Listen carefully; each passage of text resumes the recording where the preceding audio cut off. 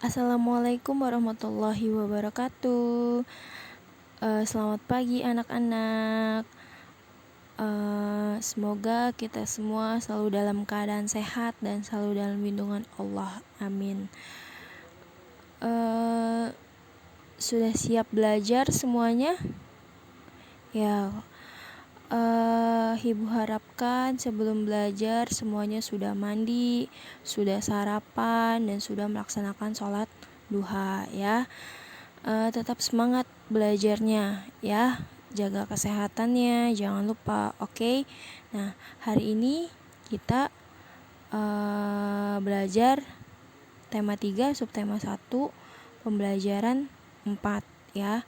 Silahkan dipersiapkan alat tulisnya, buku tulisnya, buku paketnya ya. Nah, sebelum memulai pembelajaran, alangkah baiknya kita berdoa terlebih dahulu ya. Mari sama-sama kita berdoa dari rumah masing-masing supaya pembelajaran hari ini berjalan dengan lancar dan pandemi cepat berakhir agar kita kembali sekolah di sekolah tercinta kita. Berdoa dimulai. Selesai. Ya. Tujuan pembelajaran hari ini ialah siswa mampu menjelaskan pentingnya melaksanakan hak dan kewajiban secara seimbang ketika memanfaatkan tumbuhan dengan terperinci. Siswa mampu membuat rencana melaksanakan kewajiban terhadap tumbuhan yang dipelihara dengan terperinci. Siswa mampu mengidentifikasi ciri-ciri pertanyaan yang baik dan benar. Siswa mampu mengelompokkan pertanyaan berdasarkan ciri-ciri pertanyaan yang baik dan benar. Pemuatan PPKN ya, pelaksanaan hak dan kewajiban dalam pemanfaatan tumbuhan ya. Kemarin kita sudah belajar tentang manfaat tumbuhan ya. Tumbuhan mempunyai banyak manfaat untuk manusia. Nah, salah satu manfaat menanam tumbuhan adalah membuat udara menjadi segar ya, karena tumbuhan menghasilkan oksigen. Nah, oksigen itulah yang membuat udara menjadi segar. Tumbuhan juga membuat lingkungan menjadi teduh ya. Nah, memperoleh udara segar merupakan hak kita semua. Nah, kita juga berkewajiban merawat tanaman dengan cara menyiram dan memberi pupuk secara teratur. Ya, jadi hak dan kewajiban itu harus seimbang ya. Ketika kita melaksanakan kewajiban, maka kita akan memperoleh hak kita ya. Jadi, kalau kalian ingin memperoleh hak kalian, maka kalian kerjakan kewajiban kalian terlebih dahulu ya. Nah,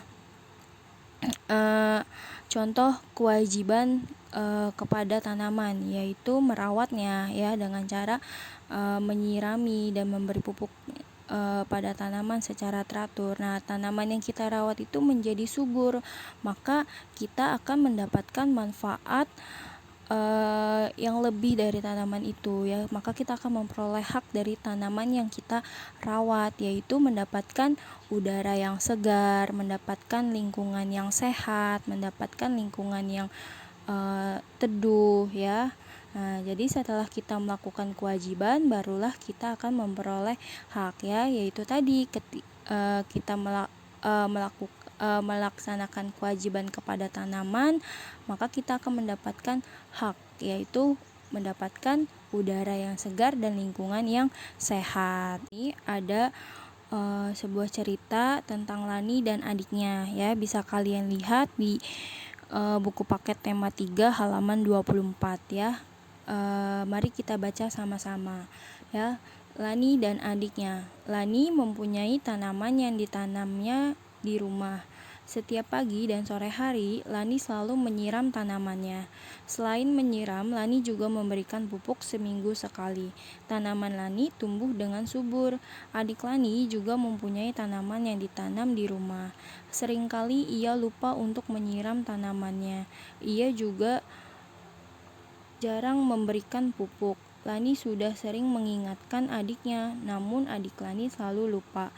Ia lebih senang menonton TV dan bermain. Tanaman miliknya layu dan hampir mati ya. tanaman perlu kita rawat agar terus bisa tumbuh ya, karena tanaman kan menghasilkan oksigen. Nah, oksigen yang diberikan oleh tanaman membantu kita untuk bernafas ya. Jika semua orang seperti adik Lani, bayangkan apa yang terjadi dengan semua tanaman. Apa yang terjadi? Apakah kita akan tetap mendapatkan oksigen? Tidak ya. Nah, kalau kita semua orang menjadi adik seperti adiknya Lani ya, malas merawat tanaman, tidak sayang kepada tanaman, tidak menjaga tanaman, maka lama kelamaan tanaman akan mati dan kita akan kehabisan oksigen ya.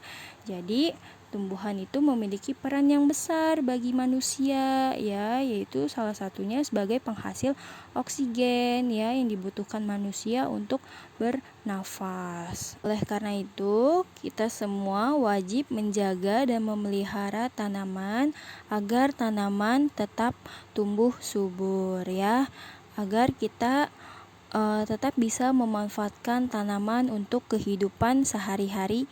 Nah, selanjutnya perhatikan gambar berikut ini ya, bisa kalian lihat di halaman 25. Gambar A, B, dan C. Nah, berdasarkan gambar di atas, apa tindakan yang mereka lakukan? Ya, pada ketiga gambar di atas, apa yang sedang dilakukan? Ya, gambar yang A itu sedang menyiram tanaman. Gambar yang B sedang membakar hutan. Gambar yang C yaitu sedang merawat tanaman ya. Nah, lalu apakah tindakan tersebut baik? Pada gambar A tindakannya baik ya, baik terhadap tanaman ya, kita wajib merawatnya. Lalu pada gambar B itu tindakannya tidak baik ya, kita tidak boleh membakar hutan. Nah, lalu pada gambar C tindakannya baik ya, tanaman harus kita rawat ya, harus kita jaga. Nah, lalu apa dampak bagi lingkungan? Ya, pada gambar A, dampak bagi lingkungannya tanaman menjadi subur dan lingkungan menjadi segar dan sehat ya. Pada gambar B, dampak terhadap lingkungannya, dampak bagi lingkungan, hutan menjadi gundul dan dapat mengakibatkan bencana ya. Nah, pada gambar C, dampak bagi lingkungannya tanaman tumbuh dengan baik ya. Nah, lalu apa dampak bagi orang lain? Ada yang tahu dampak bagi orang lain? Pada gambar A, dampak bagi orang lain yaitu lingkungan sehat, maka kesehatan warga terjaga ya. Lalu dampak pada gambar B, kebakaran hutan akan merugikan orang lain ya. Hutan gundul bisa berakibat longsor ya, itu kan merugikan orang lain. Lalu dampak bagi orang lain pada gambar C ialah lingkungannya menjadi sehat dan penghuninya juga sehat ya. Lingkungan sehat, kita juga sehat ya. Nah, lalu apakah perbuatan dalam gambar tersebut melanggar hak orang lain? Ya, pada gambar A, apakah melanggar hak orang lain? Tidak ya. Dengan menyiram tanaman, kita tidak melanggar hak orang lain. Lalu pada gambar B, apakah melanggar hak orang lain? Ya, karena setiap orang berhak mendapatkan lingkungan yang sehat. Nah, itu kan sedang membakar hutan kan, membuat lingkungannya menjadi tidak sehat. Nah, itu sudah mengganggu hak orang lain. Nah, lalu pada gambar C, apakah melanggar hak orang lain? Tidak ya, karena membuat lingkungan menjadi hijau dan masyarakatnya menjadi sehat ya. Nah, lalu apakah orang tersebut sudah melaksanakan kewajibannya? Ya, pada gambar A sudah melaksanakan kewajibannya belum? Sudah ya, karena sudah merawat tanaman. Lalu pada gambar B sudah melaksanakan kewajiban sudah melaksanakan kewajibannya belum dalam merawat tanaman? Belum ya, karena itu sedang merusak tanaman ya. Seharusnya hutan itu dirawat ya, bukan dirusak. Nah, lalu pada gambar C, apakah sudah melaksanakan kewajibannya terhadap tanaman?